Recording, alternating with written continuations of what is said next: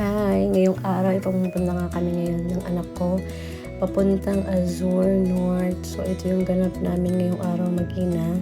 So super thankful ako sa anak ko dahil kahit saan siya ilagay o kahit saan ko siya isama ay sinasamahan niya talaga ako at wala siyang reklamo. So super happy ako dyan kasi makakapunta ako at makakabisit ako dun sa unit ko na maayos ko siya ng maayos. At sa mga susunod na guest kasi ngayong weekend, so maraming nakabook ngayon and thankful kami dahil maraming nag-book sa Casa Ezra.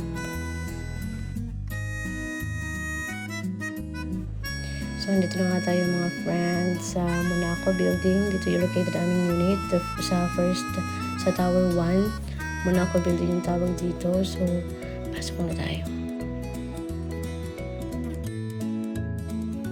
Actually, napadaan lang kami dito ng anak ko dahil pupunta talaga kami ng SM kasi may papadala kami sa DHL, sa sister ko. So, trailer lang namin pumunta. Tsaka nagpaplano kasi ako magpa-pictorial o magpa-photoshoot ng unit ko. So, para naman meron kaming magandang kuha ng unit. So, try namin yun. Tsaka affordable siya. Hindi ko pa i-confirm muna yung name niya pero pwede nyo siyang magamit or ma-contact. Hindi ko pa rin sasabihin kung sino siya or magkano kasi hindi ko pa talaga usually nakakausap siya in person or nakakausap ko lang siya online. So legit naman siya kasi marami ng mga unit owners na nagpa-photoshoot sa kanya. Ang kulit na anak ko dyan kaya sobrang na-stress ako sa kanya kasi medyo gusto niya kasi dito palagi nagtatakbo sa may lobby kasi sobrang luwang so medyo na-overwhelm siya. So sa 15th floor kami yung unit namin. So, actually gagawin lang namin dito is may lalagay lang kasi talaga ako na set up para dun sa dining. Para just in case mag-photoshoot, kompleto na ako ng gamit at nalagyan ko ng pillowcase. Then, lalagyan ko na ng pillowcase yung pillows namin dun sa sofa. So, tara. So, sobrang excited ng anak ko. Siya na yung nagbukas ng pinto niya. So, binibigay ko sa kanya yung keys. Sobrang takbo niya. Kasi excited na siya. Ito kasi yung pinaka-best part na gusto niya is yung magbukas ng digital sa pinto. So ito-try na naman niya na i-open yan and very good siya dyan. So, yan.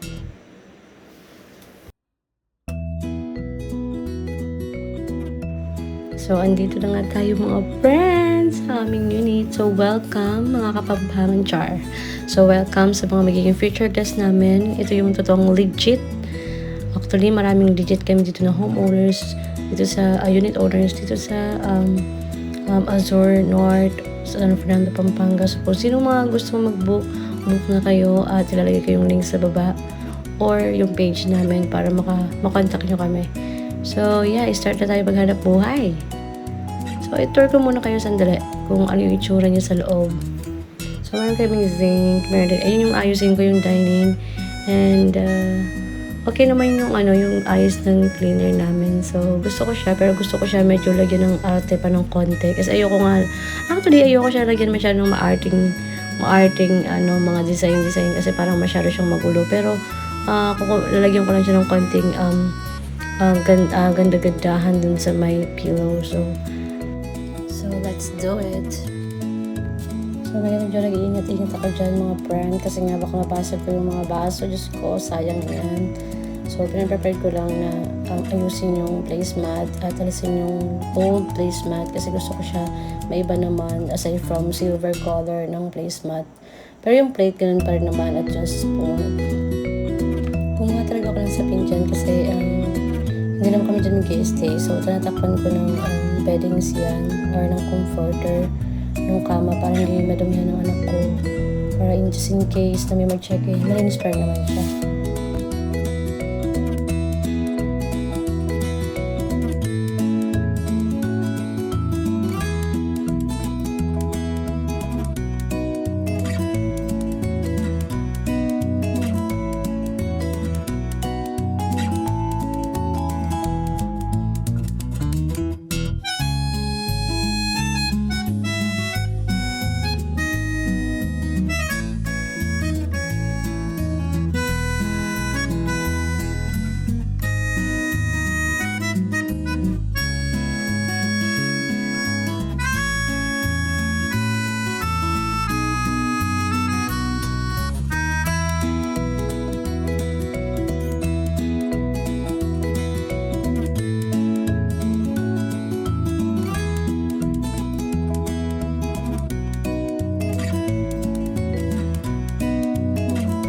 nga ako dito, madalas ako na halos yung nililinis din kasi sayang nga naman ng bayad. Pero kapag tinabad ako, of course, katawagin ko lang yung cleaner namin para siya na lang yung maglinis dito. Pero yun, hanggat may mahabang oras ako na yung naglinis or kaming dalawa ng asawa ko.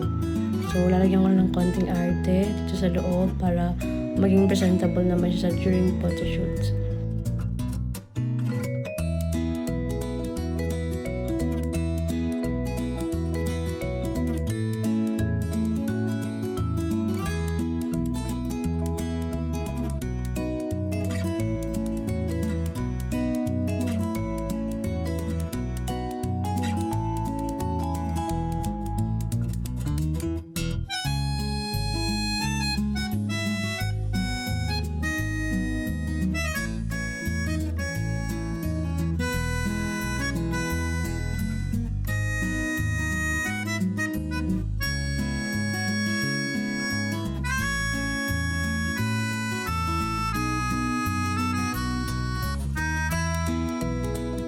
So, ito na siya mga brand.